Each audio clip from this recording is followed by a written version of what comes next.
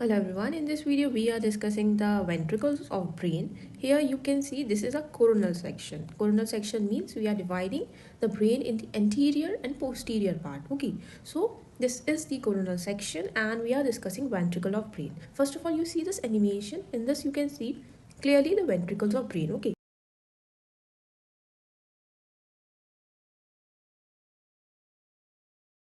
Now we are going to discuss in a diagrammatic way, then we will be discussing it in a animated way. So here, first you can see here the outline we are going to see first. These outline you can see, these are the outline of cerebral hemisphere. Okay, so these are the outline of cerebral hemisphere. Now, then comes the diencephalon. Okay, if you haven't watched my previous short, I have explained all the parts in the sagittal section, so it will be very clear in that. Now, these are the diencephalon. After this here, it is getting connected to the midbrain and then the brain stem with pons, medulla, and cerebellum is not here because it is in the posterior side. Here it is pons, medulla, and the spinal cord. This whole, I hope you got this one. Now in this there is, as you can see here, this is the cerebral hemisphere. So in cerebral hemisphere, which ventricle comes? There comes the lateral ventricle. There are two in number, one on each side. So lateral ventricle is coming in the cerebral hemisphere and the location will be telencephalon. Again, you should watch the previous shot. I have explained very clearly in that. Okay, so lateral ventricle is coming in the telencephalon. So this one you can see here, this is the lateral ventricle. Right, now next comes the third ventricle, which is coming in the diencephalon. This is diencephalon. So third ventricle is coming in the diencephalon, and in the pons and medulla part we have the fourth ventricle, that is the location will be rhombencephalon. Right, it will be in cerebellum also, but here it is not there because it is in the posterior part. Okay, here we are in the anterior coronal section. So fourth ventricle is coming in the pons, cerebellum and medulla, and the location will be known as rhombocephalon. Now, as you know, CSF is formed by choroid plexus. So most of the choroid plexus consisting is in the lateral ventricle. Now the lateral ventricle, the very important point here is that the lateral ventricle is actually getting connected to the third ventricle by a foramen, and that foramen is foramen of Monro. So foramen of Monro connects the lateral ventricle to third ventricle. Then again, third ventricle is getting connected to the fourth ventricle. Okay, it is connected by the aqueduct of Sylvius, and then the fourth ventricle is opening in the spinal cord, that is a central canal of spinal cord.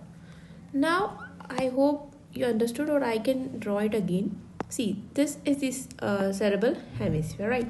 I told you there will be two lateral ventricles. Okay, one means one each side, so there will be lateral ventricle. Now this is getting connected to diencephalon. Now diencephalon is also having a ventricle, that is the third ventricle. So this one is the third ventricle here, and these are lateral ventricle. Now both of them are getting connected to each other by a foramen. Okay, so this foramen is the foramen of Monro. Right, so foramen of Monro is getting connecting the lateral ventricle and third ventricle.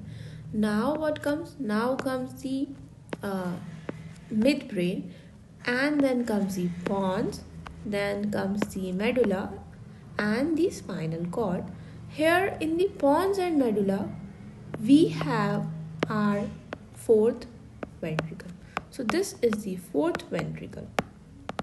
Right, now the fourth ventricle and the third ventricle, these both are connected to each other through the foramen, that is the, or through a aqueduct, that is the aqueduct of Sylvius, or it is also known as cerebral aqueduct.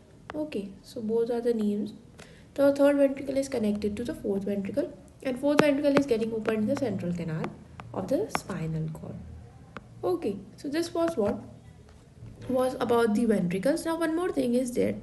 I told you about choroid plexus. Choroid plexus are mainly in the lateral ventricle. They are coming down to the third ventricle from the aqueduct of Sylvius. They are coming in the fourth ventricle. Now here's something very important happens, and that is that the fourth ventricle have three openings. So here on the lateral side you can see these two. On the lateral side we have foramen of Luschka. So what are the openings through which CSF is going out of the brain, and it is going out in the brain in the subarachnoid space, which we can talk some other time, and then it is going into the dural venous sinuses. Okay, so we are not going to talk about that right now. Okay, but we are just talking about the fourth ventricle. Foramen of Luschka is on the lateral side present on the fourth ventricle from which the CSF is coming out, and another one is on the medial side.